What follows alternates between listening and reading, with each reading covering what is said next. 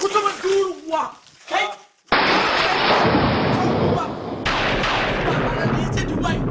kan uba wata sabuwar hereci ya sunanta hereci ya cewa